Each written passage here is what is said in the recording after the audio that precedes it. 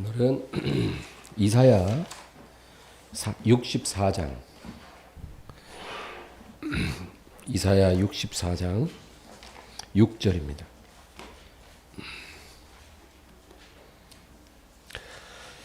(64장 6절) 합독하겠습니다.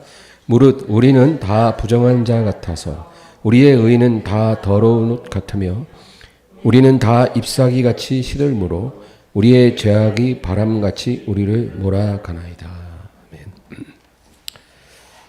제가 엊그제 화요일날 로마서 말씀을 나눴는데요. 특별히 6장부터 8장까지가 이제 로마서의 가장 중요한 핵심이고, 그래서 이제 바울이 로마서를 기록한 그 배경이 있는데, 그것은 그 당시 로마 교회 안에 어떤 문제가 있었다는 거죠. 그 문제가 뭐냐? 이제 유대인 성도들과 이방인 성도들이 한 교회에 섞여 있는데, 이 유대인 성도들의 문제는 이제 율법주의적 신앙을 갖고 있었다. 그리고 이방인 성도들은 이제 방종주의적 그런 신앙을 갖고 있었다.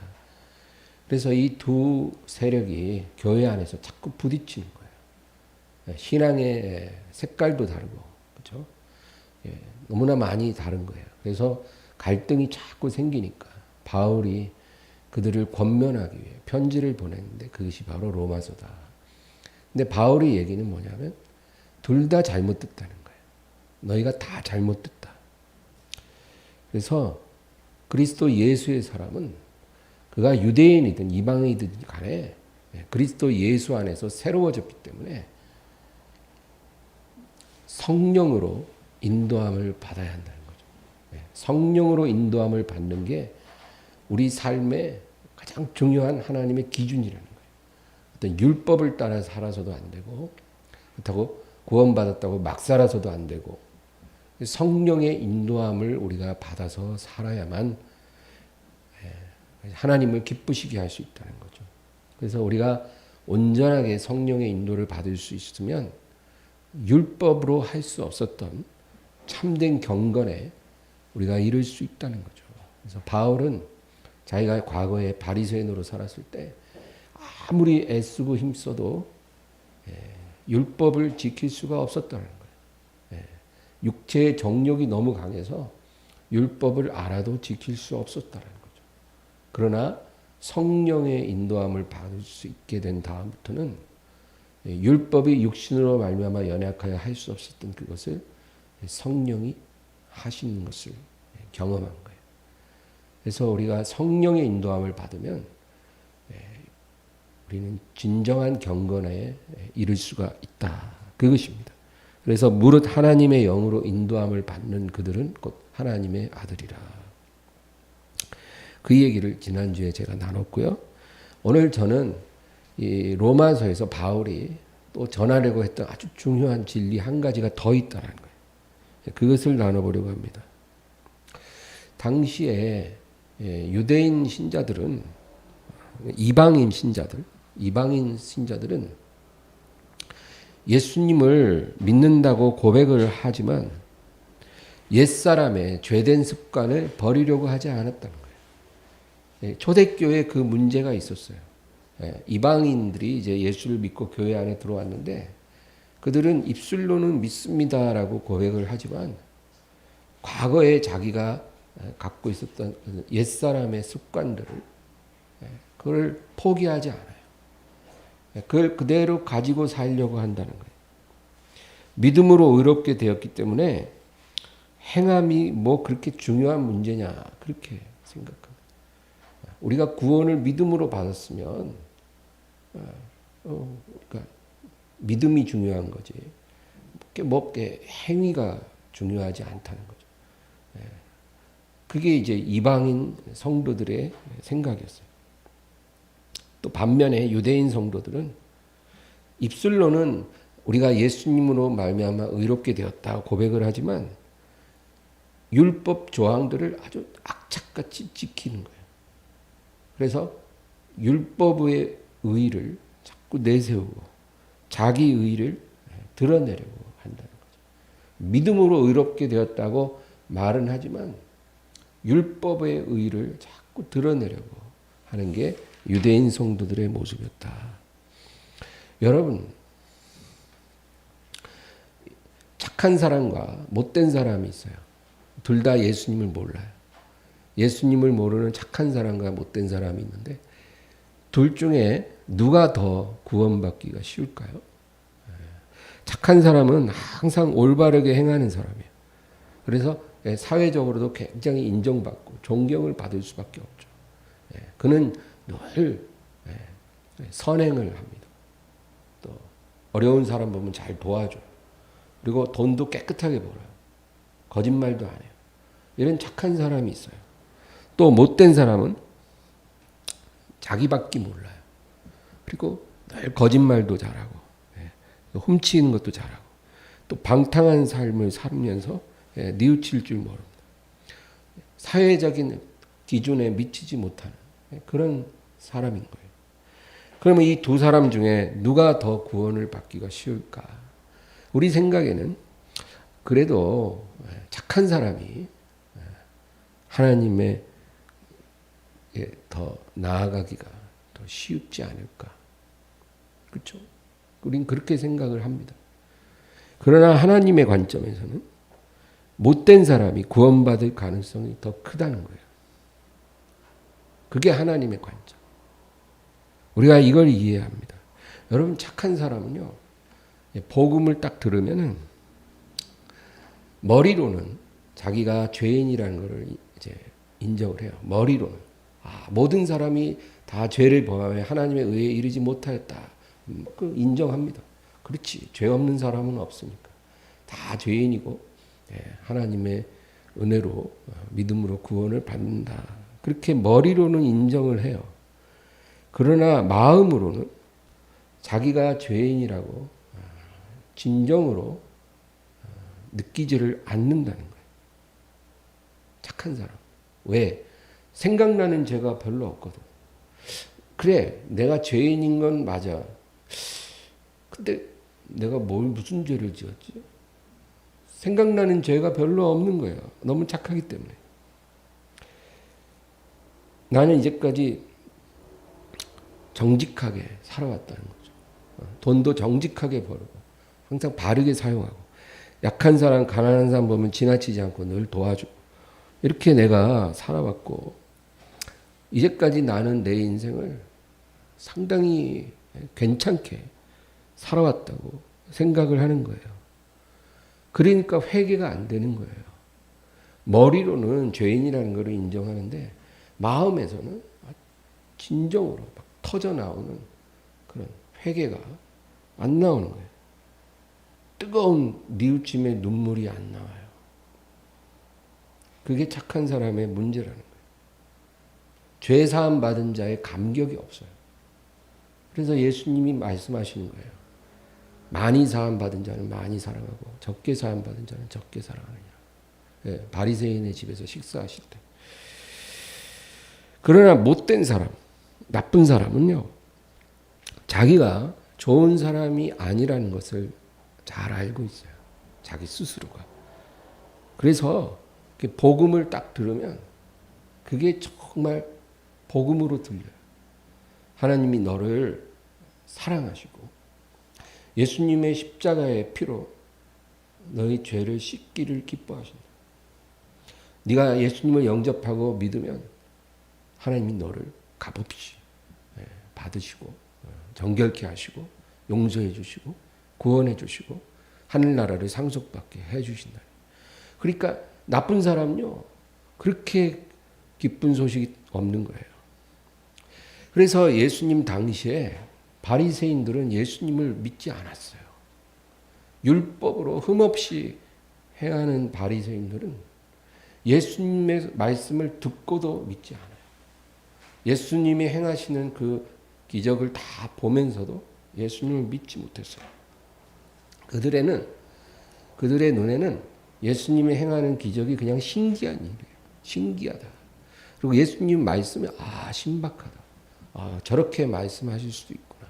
저런 또 가르침도 있구나. 이렇게만 받아들이는 거지. 죄인을 하나님이 부르시는 그런 음성으로 들려지지가 않는 거예요.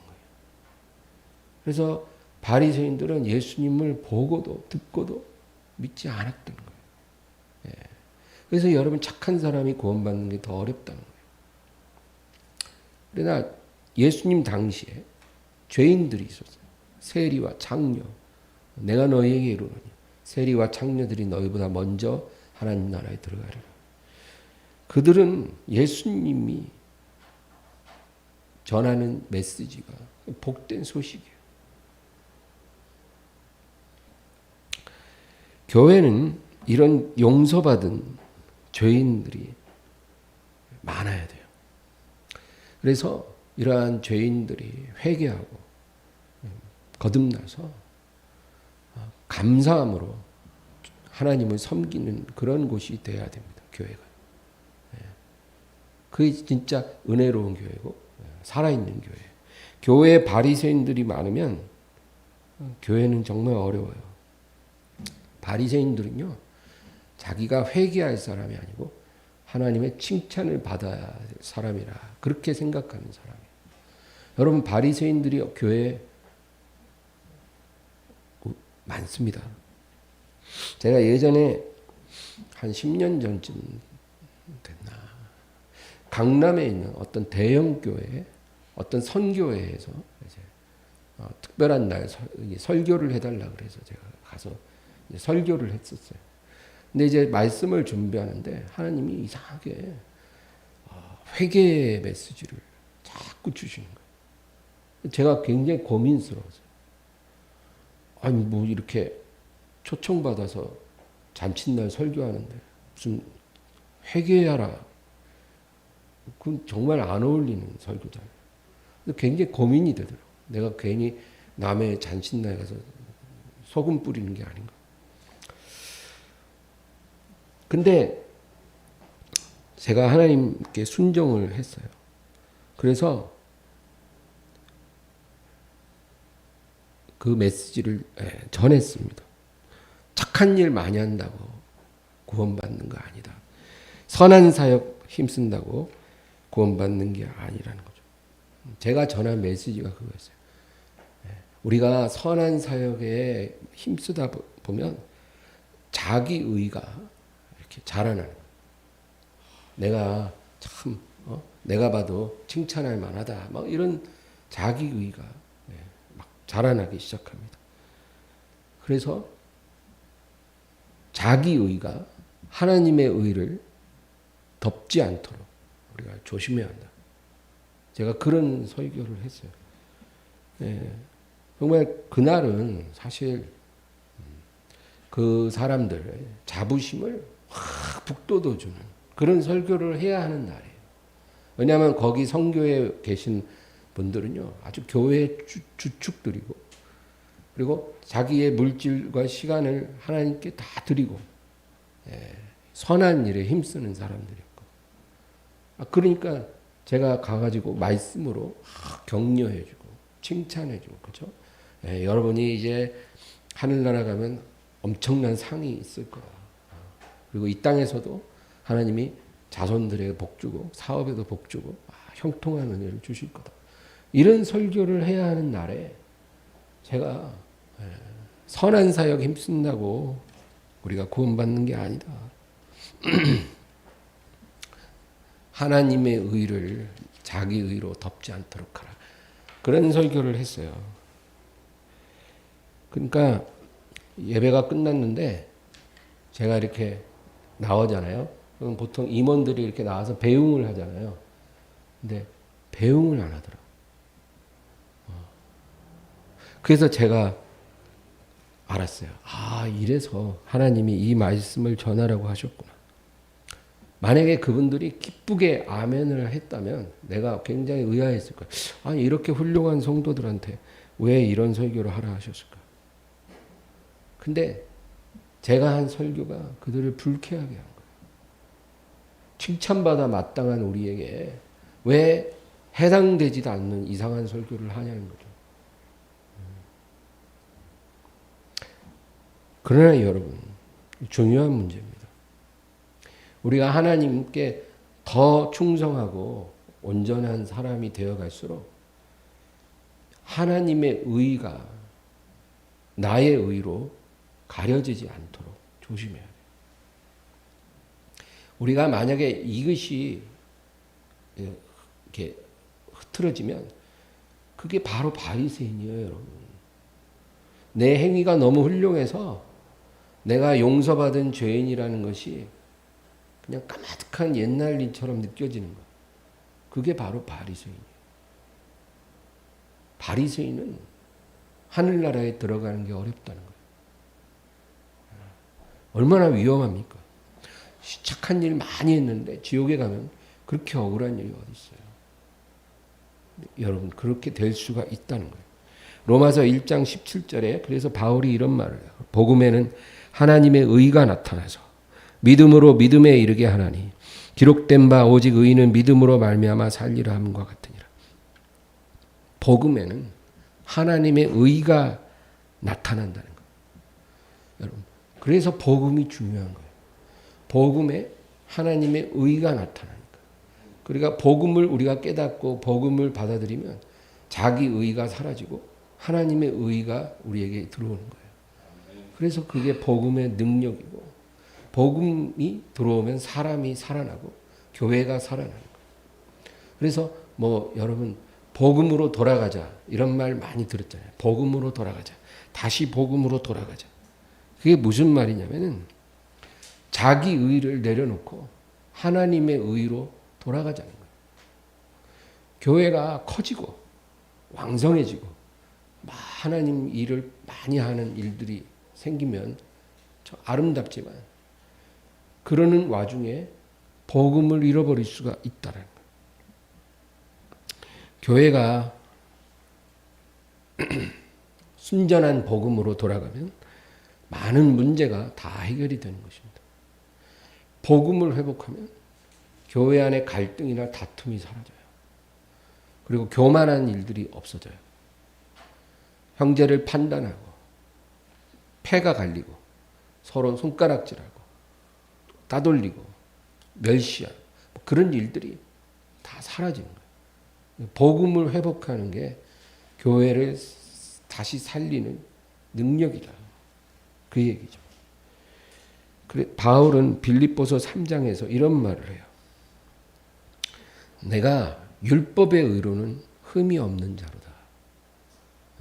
나는 율법의 의로는 흠이 없는 자라는 거예요. 그러니까 율법의 의가 뭐예요? 자기 의예요. 자기 의. 그러니까 자기 의를 내세우려고 하면 나는 어떤 사람에게도 드지지 않을 수 있다는 거예요. 율법의 의로는 나는 흠이 없는 사람이다.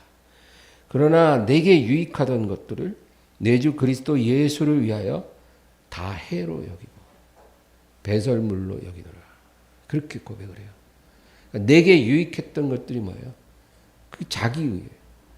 사람들 앞에 나를 내세울 수 있는 그런 나의 훌륭함. 이런 유익했던 것들을 예수 그리스도를 인하여 내가 해로 여긴다. 이제 하나님의 의 되신 예수님을 우리가 받아들인 다음에는 자기 의는 나한테 해로울 뿐이라. 그냥 나를 넘어지게 하는 거예요. 그래서 과거에 내가 자랑했던 율법의 의를 이제는 해로 여기고 배설물처럼 여기리라. 내가 가진 의가 십자가로부터 나를 멀어지게 한다. 그래서 나는 그것을 해롭게 여긴다. 그래서 여러분 복음으로 산다는 게 바로 그런 거예요.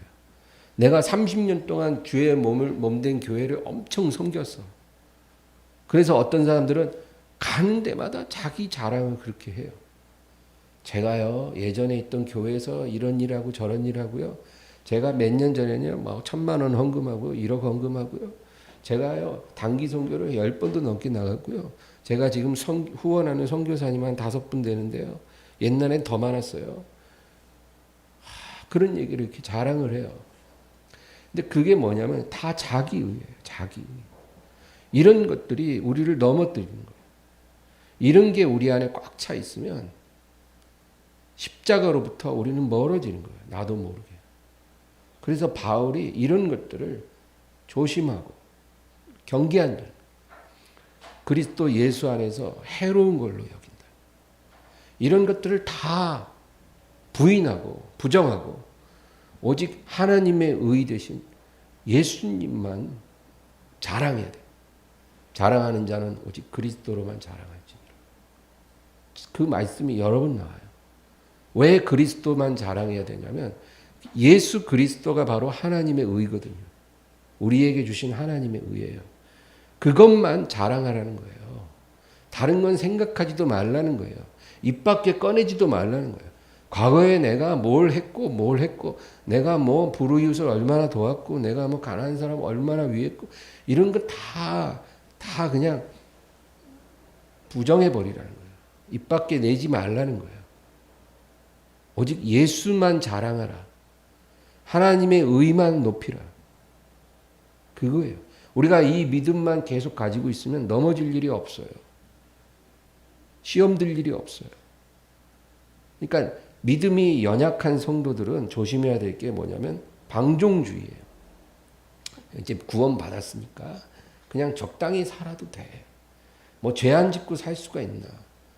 그러면서 이렇게 세상과 타협해서 옛사람의 모습 그대로 사는 것. 그게 이제 믿음이 연약한 사람들이 걸려 넘어지는 거라면 이제 믿음이 오래되고 성숙하고 그런 사람들은요. 바로 자기의, 그게 바로 자기를 넘어뜨려요.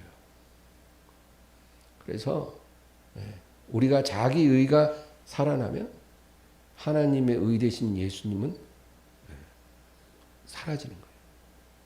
그러면 우리는 넘어집니다. 그걸 조심해라. 그래서 오늘 우리가 이사야 64장 6절을 읽었잖아요. 이 한 구절이 로마서의 전체 주제를 대변하는 구절과 같아요. 다시 한번 읽어보겠습니다. 무릇 우리는 다 부정한 자 같아서 우리의 의는 다 더러운 옷 같으며 우리는 다 잎사귀같이 시들므로 우리의 죄악이 바람같이 우리를 몰아가나이다. 아멘. 우리는 다 부정한 자라는 거예요. 우리의 의는 다 더러운 옷과 같다. 그러니까 이게 무슨 말이냐면 사람이 어떤 율법을 행함으로 얻게 되는 의, 선한 행실, 착한 행위로 얻게 되는 의로움은 하나님 앞에 더러운 옷과 같다는 거예요. 이거를 깨달아야 돼요. 우리가 선행을 많이 하면 막 언론에도 나고 막 사람들이 박수 쳐주잖아요. 그거는 세상의 태도고 우리는 성경으로 돌아가서 우리가 아무리 선하게 살고 의로운 행위를 해도 그것이 그렇게 우리가 갖게 되는 의는 하나님 앞에 더러운 옷과 같다. 누더기 옷을 입은 것과 같다. 하나님의 눈으로는. 우리가 누더기 옷을 입고 그냥 의시되는 거예요. 하나님 보실 때는. 그래서 그것은 마치 잎사귀처럼 말라버릴 것이다. 우리가 걸친 그 더러운 옷은 잎사귀처럼 말라버리리라. 그리고 우리의 죄악이 바람같이 우리를 몰아가나이다. 우리가 입은 누더기 더러운 옷은 잎사귀처럼 말라지는 거예요. 우리의 의는. 그리고 우리가 범한 죄악들이 우리를 바람같이 하나님의 심판으로 몰아갈 것이다. 그렇게 말합니다. 여러분, 제가 저는 우리 크리스찬들이 정치 운동하는 걸 아주 반대합니다. 정치 운동을 저는 반대해요. 왜 그거를 반대하냐면은 우리가 사회적인 어떤 그런 행위, 정치적인 행위, 그리고 어떤 뭐 광화문이나 시청 앞에 나가갖고 막 어떤 부패한 정권에 대해서 막 성토를 하고 하잖아요. 그런 행위들은요, 나는 너보다 더 의롭다라는 그 전제 하에서 하는 거예요. 내가 너보다 의롭기 때문에 내가 너를 성토할 수 있다라는 거예요. 그렇죠? 예. 만약에 내가 너보다 1도 의롭지 않다라고 생각하면 우리가 어떻게 누구를 비판하거나 성토할 수가 있겠냐고. 그러므로 우리 하나님 자녀들이, 그리스도 안에 있는 하나님의 자녀들이 그런 행위를 하는 것은 하나님 앞에서 누더기 옷을 입는 거예요. 자기 의라는 누더기 옷을 입고 그리고 막 태극기 흔들면서 남의 눈에 있는 티끌을 빼려고 막 노력하는 거예요. 그래서 그것은 성경적으로, 영적으로 하나님 앞에 100% 잘못된 거예요. 만약에 누가 그런 것을 부추긴다 해도, 그것이 목사라 해도 여러분 그것은 잘못된 거예요. 그래서 우리 하나님 자녀들은 십자가 복음을 전해야 돼요. 왜 우리가 십자가 복음을 전해야 되냐면 십자가의 복음이 바로 하나님의 의이기 때문이에요. 하나님의 의를 우리는 자랑하고 그것을 전파해야 돼요. 그래서 나도 하나님의 의로 구원을 받았고 너희들도 그렇게 살지 말고 하나님의 의를 받아들여라. 그렇게 우리가 말해야 돼요. 그래서 우리는 정치적인 성토를 하지 말고 오히려 그 사람들을 위해서 기도해주고 십자가 복음, 하나님의 의를 전해줘야 돼요. 그게 우리가 할 일이에요. 하나님이 의로운 욥을 산산조각으로 깨뜨리셨어요. 그렇죠? 욥기 보면 나와요. 욥같이 의로운 사람이 없다고 하나님이 인정을 했어요. 그런데 왜 하나님이 그 의로운 욥을 깨뜨리셨을까요? 그 욥기에 보면 표면적으로는 하나님이 마귀와 내기를 한 거예요. 그렇죠? 예, 마귀가 와서 욥을 참소해요. 하나님이 복을 많이 주니까 저가 저렇게 하는 거 아닙니까? 만약에 하나님이 그 복을 다 거두고 욥을 완전 밑바닥 진흙탕 속에 빠뜨리면 욥이 하나님을 원망할 수밖에 없을 겁니다. 그래서 하나님이 욥 마귀와 내기를 하는 거죠. 근데 그 내기는 승부가 나지 않았어요. 왜냐하면 처음에 물질을 걷어가셨을 때는 욥이 하나님을 원망하지 않고 감사를 했어요. 하나님이 영광을 받으실지어다 그랬어요. 그러나 10명의 자식이 다 죽고 나서는 욥이 완전히 절망했어요. 그래서 자기 생일을 저주하고 그리고 하나님 앞에 막 질문을 퍼부어요. 나의 원통함을 내가 아뢰리라. 그러면서 막 하나님께 질문을 해요. 그것은 이제 하나님에 대한 완전한 신뢰가 흔들리기 시작하는 거예요. 도대체 왜 나에게 이런 일을 허락하십니까? 이유가 뭡니까? 하나님을 완벽하게 신뢰하면 묻지도 않아요. 근데 이제 그게 흔들리니까 막 질문을 하는 거예요. 내가 오늘 죽더라도 나의 이 원통함을 하나님께 아뢰고 죽기 원합니다. 왜 이런 일이 일어났습니까? 대답 좀 해주세요. 내가 그 대답 듣고 오늘 죽어도 죽겠습니다. 이게 인간의 연약함이죠. 그런데 욥기를 우리가 읽어보면 이렇게 욥을 하나님이 고통에 빠뜨린 이유가 그냥 마귀랑 내기해서 그렇게 하신 게 아니라는 거예요. 욥기는 38장에서 42장이 결론과 같은데 그 중에서도 제일 중요한 부분이 있어요. 우리 욥기 40장을 한번 보겠습니다. 욥기 40장 6절에서 8절. 욥기 40장 6절에서 8절. 다 같이 읽습니다. 그때 여호와께서 폭풍우 가운데서 욥에게 일러 말씀하시되 너는 대장부처럼 허리를 묶고 내가 내게 묻겠으니 내게 대답할지니라. 네가 내 공의를 부인하려느냐 내 의를 세우려고 나를 악하다 하겠느냐. 여기 8절이 욥기 전체의 결론이에요. 그리고 욥기를 하나님이 기록하신 목적이고 욥을 시험하신 이유예요. 이 8절, 40장 8절이. 그러니까 이 한 절만 이해하면 왜 의로운 욥에게 그런 어마어마한 재난이 닥쳤고 하나님이 그것을 행하셨는지 알 수가 있는 거예요. 내가 내 공의를 부인하려느냐, 내 의를 세우려고 나를 악하다 하겠느냐. 여러분, 욥은요 정말 너무나 경건한 삶을 살았어요. 그래서 당연히 사람들에게 존경을 엄청 받는 그런 인생이에요. 심지어는 하나님이 천사들 앞에서 욥을 칭찬할 정도였어요. 그렇게 욥이 훌륭한 사람이었기 때문에 욥의 마음속에 여러분 자기 자신에 대한 프라이드가 점점 커져가는 거예요. 그럴 수밖에 없겠죠. 그래서 자기 자신을 굉장히 자랑스럽게 여기고 자기 자신을 스스로 대견하게 여기는 그런 마음이 욥 안에서 점점 커지는 거예요. 그것을 하나님이 보셨어요.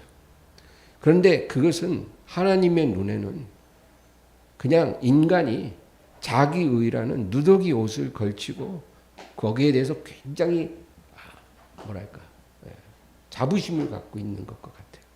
예, 그렇죠. 여러분 우리가 만약에 저 동남아 저 시골 마을에 갔는데 막 거기에 보니까 70년대 우리나라 현대자동차가 막 굴러다니는 거예요. 근데 대부분 사람들이 뭐 차도 없죠. 다 걸어 다니고 소 달구지 끌고 다니고. 그런데 70년대 현대자동차 한 똥차가 한 대 끌고 다니는데 마을 이장님 차예요. 근데 그 마을 이장이 그 차를 얼마나 자랑스럽게 여기는지 아침에도 닦고 저녁에도 닦고 막 바퀴에 묻은 흙까지 다 문질러 닦으면서 이렇게 하는 모습을 우리가 봤어요. 참 어떻게 보면 가소롭잖아요. 그렇죠? 70년대, 50년 전 차를 그렇게 보물단지처럼 여기니까. 하나님 눈에는 욥이 자기의라는 자부심을 갖고 있는 것이 그것보다 더 가소로운 거예요. 여러분, 이게 하나님의 관점이에요. 인간의 자기의는 하나님 눈에는 가소로운 거예요. 그래서 이렇게 말씀하시는 거예요. 네가 내 공의를, 나의 의를, 하나님의 의를 부인하려느냐? 네 의를 세우려고 나를 악하다 하겠느냐? 그러니까 억울하다. 하나님 억울해요. 내가 왜 이런 일을 당해야 돼요? 우리가 이런 말을 하는 것 자체가 내가 하나님보다 의롭다 그 얘기예요. 하나님이 행하시는 일이 옳지 않고 나는 억울합니다. 우리가 이런 마음이 있어서는 안 된다는 거죠. 하나님이 욥을 깨뜨리는 거예요. 지금 깨뜨리는 거예요. 사람들에게 존경받고 굉장히 자기가 훌륭하다고 생각하니까 하나님이 그 욥을 깨뜨리신 거예요.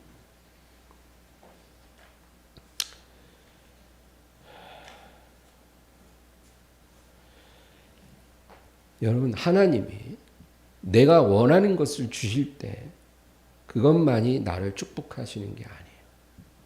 내가 뭘 달라 해서 하나님 주셨다고 그것만이 축복이 아니고 하나님이 원하는 것을 나에게 주시는 게 더 큰 축복이에요. 내가 원하는 것이 아니라 하나님이 원하는 것을 내게 주시는 것. 그게 진정한 축복이에요. 그래서 하나님이 사랑하는 욥을 위해서 그에게 소중했던 것들을 다 거두셨어요. 그리고 마지막으로 욥이 걸치고 있던 자기의라는 더러운 옷도 하나님이 벗겨버리셨어요. 그리고 하나님이 주고 싶은 것을 주신 거예요. 그게 뭐예요? 하나님의 의예요. 너는 하나님의 의로만 옷 입어야 한다. 너는 하나님의 의로만 감사하고 그 하나님의 의로만 기뻐하고 그것만 자랑해야 된다. 너에게 부족한 게 그거야. 너의 어떤 행위가 잘못된 건 하나도 없지만 너의 행위가 너무 올바르기 때문에 너는 자기의라는 더러운 옷을 너는 자랑하고 있어. 그거 벗어버리고 오직 내가 입혀주는 의, 그것으로만 너는 너를 가려야 하고 자랑해야 돼. 마치 에덴 동산에서 나뭇잎, 무화과 나뭇잎 옷 치마를 벗겨버리고 짐승의 가죽옷을 하나님이 친히 지어 입혀주신 것처럼, 그게 바로 하나님의 의거든요. 자기가 자기 스스로 자기 부끄러움을 딱 가리고 나뭇잎 치마 자랑하면서 이제 난 부끄러운 거 없어, 다 가렸어. 우리가 이렇게 사는데 그거 벗겨버리고 하나님이 친히 지어주신 짐승의 가죽옷을 입혀주시는 거예요. 그 하나님의 의가 바로 예수 그리스도예요. 예수 그리스도로 옷 입으라 그랬잖아요. 예수님만 옷 입고 예수님만 자랑하고 예수님만 기뻐하는 게 우리가 살아가야 될 길이에요. 그래서 예수님은 부자가 하늘나라에 들어가는 것이 낙타가 바늘기로 들어가는 것보다 어려우니라, 그렇게 말씀하셨죠. 이 부자라는 게 여러분 물질적인 부유함만을 말하는 게 아니에요. 여기서 예수님 말하는 부자라는 것은 내가 남보다 무언가 더 가졌다고 여기는 그런 마음을 말해요. 라오디게아의 주님이 그렇게 말했죠. 나는 부자라, 부족한 것이 없다 하나. 너의 가련한 것과 가난한 것과 눈먼 것과 헐벗은 것을 네가 알지 못하는도다. 라오디게아 교회가 바로 이런 부자였어요. 내가 다 가졌다는 거예요. 부족한 게 없다고 생각했어요. 그러나 주님 눈에는 그것이야말로 가련하고 가난하다는 거죠. 그래서 내가 남보다 더 의롭고 내가 남보다 더 착하고 내가 다른 사람보다 더 훌륭하고 괜찮은 인생을 지금까지 살아왔다라고 생각하는 그런 사람들, 이런 사람들이 다 부자예요. 여러분 혹시 우리가 그러고 있다면 회개하시기 바랍니다. 나는 남보다 더 훌륭한 사람이 아니에요. 남보다 더 의로운 사람이 아니에요. 그런 마음을 깨뜨려야 돼요. 이런 마음이 있으면 그 부자된 마음이 우리를 천국에 들어가지 못하게 만들어요. 얼마나 억울합니까? 착한 일 시컷하고 지옥에 가면. 그리고 예수님 말씀이에요. 심령이 가난한 자는 복이 있나니 천국이 저의 것이니라. 심령이 가난하다 그랬어요. 이것은 부자와는 반대되는 사람이에요. 나는 남보다 훌륭하지 않다. 나는 다른 사람들보다 더 착한 사람도 아니고 나는 다른 사람에 비해 의로운 사람도 아니다. 그렇게 자기를 여기는 사람. 이런 사람이 심령이 가난한 사람이에요. 나는 부유하지 않다. 이런 사람이 천국을 소유하게 되리라. 여러분 그래서 엘리야가 로뎀나무 아래에서 완전히 번아웃이 됐어요. 그래서 그냥 거기서 더 이상 도망갈 수가 없었어요. 이세벨이 쫓아와도 나는 이제 못 도망간다. 그러고는 하나님 앞에 외쳤어요. 주여 이제 족하오니 나를 취하소서. 나를 데려가소서. 내 생명을 거둬가소서. 나는 내 열조보다 낫지 아니하니. 그 말이 무슨 의미겠어요? 나는 내 열조들보다 조금 더 나은 사람이 아니옵니다. 바로 얼마 전만 해도 갈멜산에서 바알 선지자를 다 죽인 사람이에요. 하늘에서 막 불이 떨어져서 제단을 태운 사람이에요. 그러니 엘리야가 자기 자신에 대한 프라이드가 얼마나 강했어요. 아마 어쩌면 과거의 어떤 선지자보다도 나는 더 훌륭한 선지자라 생각했을 거예요. 왜냐하면 그런 일을 행한 선지자가 없거든요. 모세 외에는 자기에게 필적할 만한 그런 선지자는 없을 거다. 그렇게 생각했을 거예요. 그런 그가 로뎀나무 아래서 나는 내 열조들보다 낫지 아니하니이다. 이게 바로 가난한 심령이에요. 위대한 선지자가 가난하게 되니까 하나님이 그를 회복시키셨어요.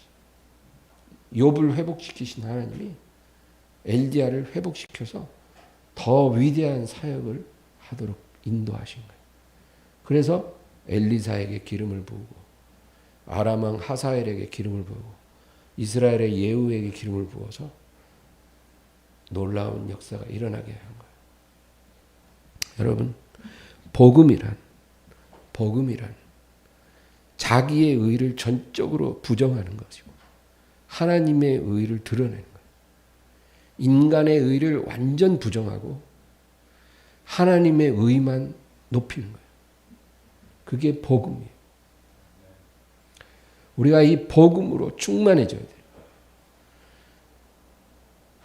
아무리 내가 교회에서 진짜 훌륭한 사람이라 해도 우리가 이 복음이 흐릿해지면 우리는 이제 무너지게 돼 있어요. 우리는 바리새인이 된 거예요. 그러나 복음으로 회복되면 우리는 무너지지 않는 것입니다.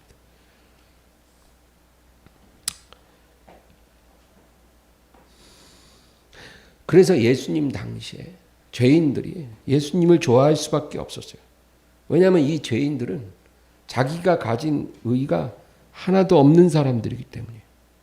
자기가 내세울 의가 원래 없던 사람들. 예수님이 복음을 전하니까 너무 좋은 거예요. 아, 그래? 나도 새 사람이 될 수 있구나. 나도 하나님 앞에 담대히 나갈 수가 있구나. 아까 우리 찬양 너무 좋았잖아요. 자격 없는 내 힘이 아닌 오직 예수님의 보혈로. 그게 복음이에요. 그래서 복음을 받아들이는 사람들은 다 죄인, 세리, 창녀들이었어요. 그런데 성경은 또 경고를 해요. 로마서 6장 1절 2절을 보면 그러나 은혜를 더하게 하려고 죄를 범해서는 안 된다는 거예요. 너희가 죄인들처럼 은혜를 받기 위해서 일부러 죄를 범하지는 말아라. 죄에 대하여 죽은 우리가 어찌 그 가운데 더 살리요. 하나님의 은혜를 악용하지 말라는 거예요. 그러나 우리는 자기 의가 아니라 하나님의 의로 구원받았다는 걸 잊지 말아야 해요.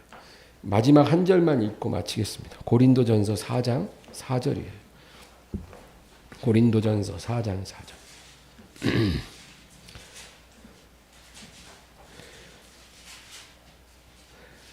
다 같이요. 내가 자책할 아무것도 깨닫지 못하나 이로 말미암아 의롭다함을 얻지 못하노라. 다만 나를 심판하실 이는 주시니라. 아멘. 여러분 보세요. 바울 사도같이 하나님께 완전히 충성된 종이에요. 내 안에 사는 이는 그리스도니 나의 죽음도 유익함이라. 그렇게 고백했어요. 죽는 것이 더 그리스도를 위하여 유익하면 나는 죽기를 원한다. 이렇게 충성된 종이에요. 그는 자기 스스로 자책할 그 어떤 죄도 생각나지 않는 사람이었어요. 이렇게 살기도 어려운 거죠. 그죠? 욥과 같은 사람이에요. 그런데 내가 이로 말미암아 의롭다함을 얻지 못한다는 거예요. 왜? 사람의 의는 절대로 우리를 하나님 앞에 세울 수가 없기 때문이에요. 더러운 옷이에요. 그것 갖고는 안 된다는 거예요. 오직 하나님의 의 대신 예수 그리스도 외에는 내가 자랑할 자가 없노라. 그렇게 고백하는 거예요. 그리고 5절입니다. 그러므로 때가 이르기 전 곧 주께서 오시기까지 아무것도 판단하지 말라. 그가 어둠에 감추인 것들을 드러내고 마음의 뜻을 나타내시니 그때 각 사람에게 하나님으로부터 칭찬이 있으리라. 나의 모든 삶과 행위는 하나님이 마지막 날에 이제 심판을 하실 건데 그날에 우리를 칭찬해 주실 거라는 거예요. 여러분, 우리는 하나님의 의로 구원을 받았어요. 그러나 그렇다고 해서 우리의 행위가 무의미한 게 아니라는 거예요. 우리가 하나님 앞에 사랑과 믿음으로 행한 모든 것들은 그날에 하나님이 판단하시고 각 사람에게 칭찬이 있으리라. 할렐루야. 여러분, 이 복음 안에서 여러분 승리하시기를 주의 이름으로 축원합니다. 우리 다 같이 간절히 기도합니다.